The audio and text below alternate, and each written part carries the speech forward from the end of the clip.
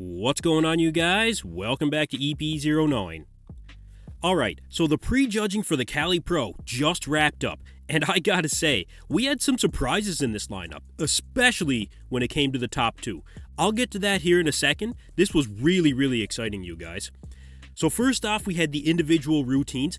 Ross Flanigan came out pretty early, and he really impressed me during his individual. I think Ross was as lean as I expected him to be, but Ross was definitely bigger than I expected him to be.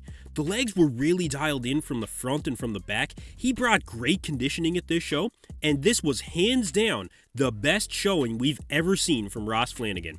Whatever he did during the carb up process, it worked 100%. I was really super impressed by Ross. Tonio Burton came out. He looked great during his individual routine. He really showed a lot of confidence while he was on stage, and he brought it here, you guys. He has the shape, he has the conditioning, and I think he looked bigger and fuller than he did in New York. The midsection didn't suffer at all, despite being 5 pounds heavier than what he was in New York. There's a reason why everyone is talking about Tonio right now. He showed up here in Cali, ready to win the show. Sergio Lee was a bit of a surprise for me at this show because he typically shows up with subpar conditioning, frankly, but he actually showed up here in pretty good shape.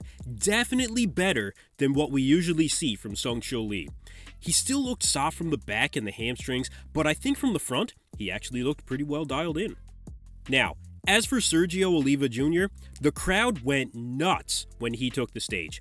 Now the question was going to be, is Sergio going to show up in shape at this show? And I think from the back, Sergio did look like he was holding a lot of water, which we expected after the 18-hour flight from Dubai so close to the show. But, from the front, I think the legs were pretty well dialed in. He was definitely watery, and I think he was a bit flat here too. But you know what? In the most muscular, Sergio was an absolute showstopper. I'll definitely give him that. I think he was a bit more exposed from the back and from the side, but overall, I think Sergio did show up better than I thought he would. Now, when Stuart Sutherland came out during his individual routine, my initial thought, frankly, was that Stu was better in New York. I think he sacrificed just a bit of conditioning going after that fullness, and don't get me wrong, he looked great, but just not quite as sharp as he was in New York.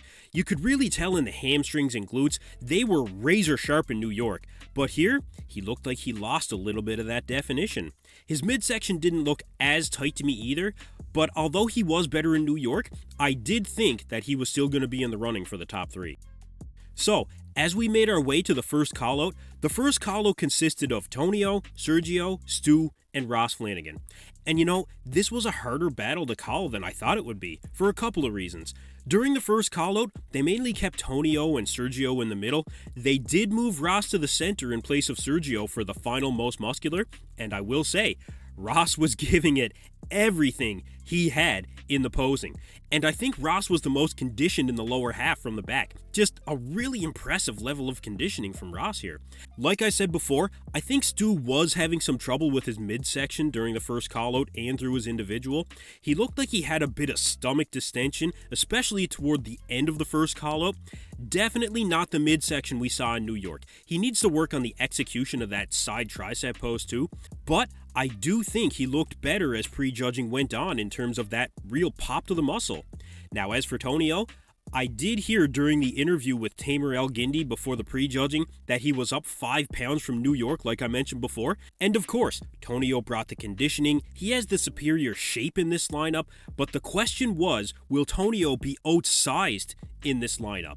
And honestly, he wasn't. Despite Sergio having upwards of 60 pounds on Tonio was not dwarfed by Sergio or anyone else in this lineup. So when you talk about the overall package, the judges did keep Tonio in the center the entire time, so we can presume that he's in first place. So from where the judges kept all of the competitors after the first callout, I figured that Tonio was in first place, but I really wasn't sure who was going to be second, third, and fourth here. I did think it was more between Stu and Ross when it came to second and third, but really, I just wasn't sure based on how they moved these guys around. So after the second callout, the judges also did a comparison between Stu, Sergio, Mike Halusi, and Slavoj Bednar, which you could presume was third to sixth place. But the final callout, to my surprise, was between Tonio Burton and Ross Flanigan.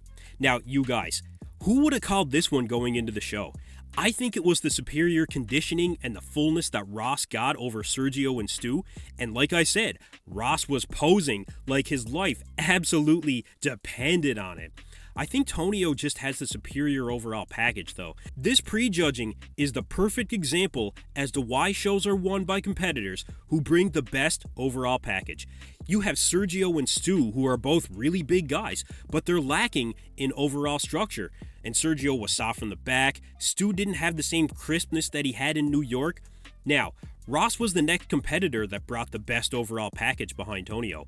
Ross had the conditioning, the size, he has pretty good flow, but Tonio's superior shape is really what puts him up and over the top. It's the balance between size, conditioning, shape, and flow, you guys. And the best overall package on stage today was Tonio Burton. So, as of right now, I think we have Tonio in first, Ross in second. I really think Stu is going to take third place here, and I think Sergio's going to take fourth, just based on how he showed up here. He was watery, he might have been a bit flat. I think he's going to have to settle for fourth place. So, there's 6 hours to go between now and prejudging. We'll see what kind of changes these guys are able to make before the finals, so let me know down in the comments below. Who do you guys have in that top 4 or top 5? Anyway, that's it for me in this video, you guys. Thank you for tuning in to EP09. Stay tuned right here. I'll have all the updates for the Cali Pro for you guys. Be sure to like and subscribe.